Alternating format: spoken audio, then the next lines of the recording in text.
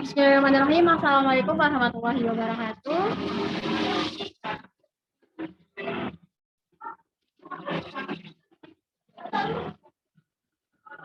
Baiklah, kali ini kami akan mempresentasikan terkait tugas besar mata kuliah interaksi manusia dan komputer. Dari mana judul tugas besar kami yaitu aplikasi penunjang komunikasi untuk penyandang tunarungu dan tunawicara berbasis mobile. Dan di mana anggotanya saya sendiri, pertama Nurul Mani, yang kedua ada Muhammad beratus Aduan, yang ketiga ada Musudan Arif. Kemudian itu demo 200 untuk kita yang keempat ada beberapa itu dengan demo 200 dan beberapa ini dengan demo 200. Saya sendiri bagaimana begitu demo 200.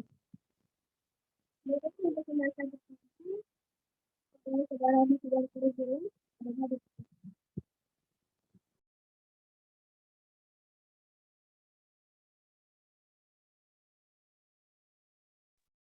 Baik, terima kasih kepada moderator. Kali ini saya akan menjelaskan tentang disability support. Jadi disability support adalah aplikasi komunikasi penyandang tunarungu dan tunawicara berbasis mobile. Dengan adanya aplikasi ini dapat memberikan kemudahan bagi penyandang disabilitas dalam berkomunikasi dan mengerti bentuk pembicaraan terhadap komunikan. Seperti yang diketahui, penyandang disabilitas juga layak untuk mendapat hak dan kesempatan yang sama dalam bermasyarakat dengan meningkatkan kemampuan para penyandang disabilitas dalam mengenal suatu huruf dan kosakata yang digunakan dalam berkomunikasi. Tersedia fitur untuk menerjemahkan suatu kata yang diucapkan ke dalam bentuk teks, serta penerjemah gerakan yang akan direkam ke dalam bentuk teks juga, atau penerjemah bahasa isyarat. Selanjutnya saya akan serahkan kembali kepada moderator. Baiklah, terima kasih saya ucapkan kepada Saudara Muhammad Musidan Arifullah. Selanjutnya pembaca kedua yaitu kepada Saudara Prasetyo Fajar Islam, kepadanya dipersilakan.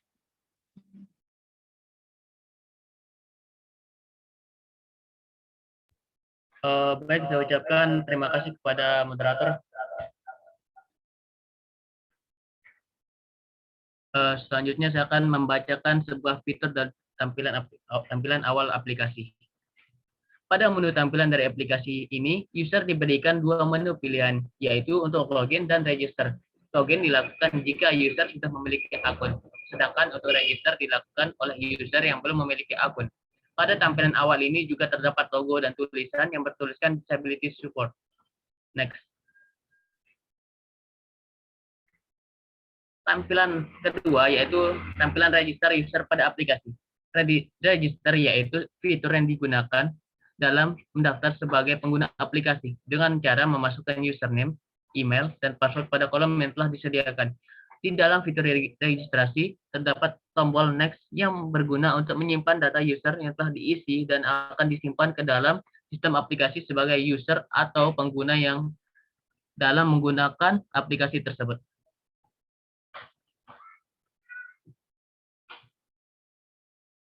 Tampilan login pada aplikasi. Login yaitu fitur yang digunakan atau yang disediakan dalam aplikasi agar pengguna dapat menggunakan aplikasi tersebut yang telah mendaftarkan diri sebagai pada fitur register sebelumnya. Cara untuk masuk ke dalam aplikasi tersebut yaitu dengan memasukkan username atau email yang telah didaftar sebelumnya pada fitur register serta memasukkan password pada kolom password. Terdapat kolom centang yang bertuliskan Remember Me yang berfungsi untuk menyimpan biodata yang terdapat pada fitur login agar pengguna tidak perlu untuk memasukkan biodata ulang pada fitur login tersebut. Next. Tampilan selanjutnya yaitu menu beranda pada aplikasi. Ketika telah login, maka akan dihadapkan ke fitur beranda. Pada fitur beranda atau home ini, terdapat data akun pada bagian atas beranda. Pada bagian tengah, terdapat fitur voice dan sign language. Fitur voice yang berguna sebagai alat komunikasi menggunakan suara, sedangkan fitur sign language berguna untuk komunikasi menggunakan dasar-dasar dalam bahasa isyarat.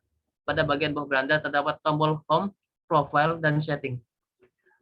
Selanjutnya saya serahkan kepada moderator.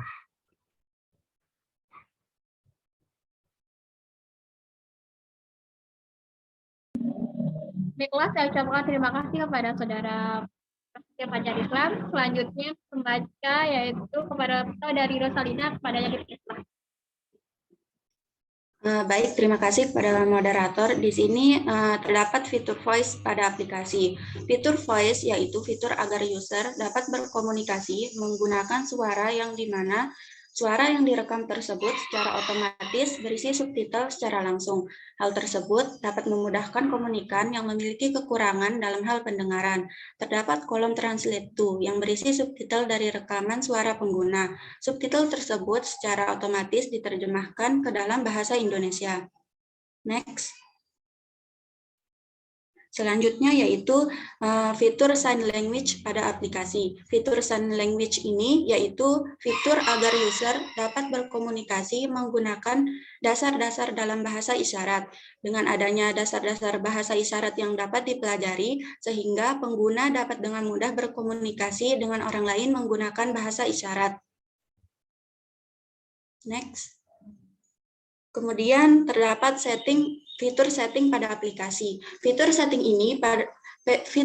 pada aplikasi ini berguna untuk mengatur atau melihat sistem-sistem yang terdapat pada aplikasi. Dalam fitur setting terdapat penetapan penggunaan bahasa pada aplikasi, pergantian password, akun user, menghapus akun yang digunakan, dapat menghubungi pusat admin aplikasi, penerapan penggunaan aplikasi, serta hal-hal berhubungan dengan sistem aplikasi tersebut. Selanjutnya, terdapat menu profile pada aplikasi. Fitur profile pada aplikasi menunjukkan biodata akun pengguna yang telah digunakan dalam aplikasi tersebut. Biodata yang telah dibuat pada fitur registrasi sehingga direkam dan dicetak dalam fitur profile. Dalam fitur profile terdapat juga member ID yang berguna untuk menunjukkan profil akun yang dibuat sehingga tidak terjadi plagiatan akun pengguna pada aplikasi tersebut. Fitur profile juga dapat menambahkan foto pengguna sesuai yang diinginkan. Baik, saya kembalikan ke moderator. Baik, saya ucapkan terima kasih kepada Saudara Rosalina. Selanjutnya saya akan membacakan kesimpulan yang dapat saya ambil berdasarkan sistem informasi yang telah dirancang untuk kemudian dibuat dan selama proses pembuatannya didapatkan kesimpulan sebagai berikut. Pertama, aplikasi penunjang komunikasi penyandang tunarungu dan tunawicara berbasis mobile ini dapat memberikan sebuah bantuan berupa cara berkomunikasi secara detail terhadap orang yang memiliki penyandang disabilitas. Kemudian yang kedua, di dalam aplikasi ini terdapat sistem yang mudah dimengerti sehingga dapat memudahkan pengguna atau user dalam menggunakannya untuk berkomunikasi. Yang ketiga yaitu terdapat fitur-fitur aplikasi yang sangat menarik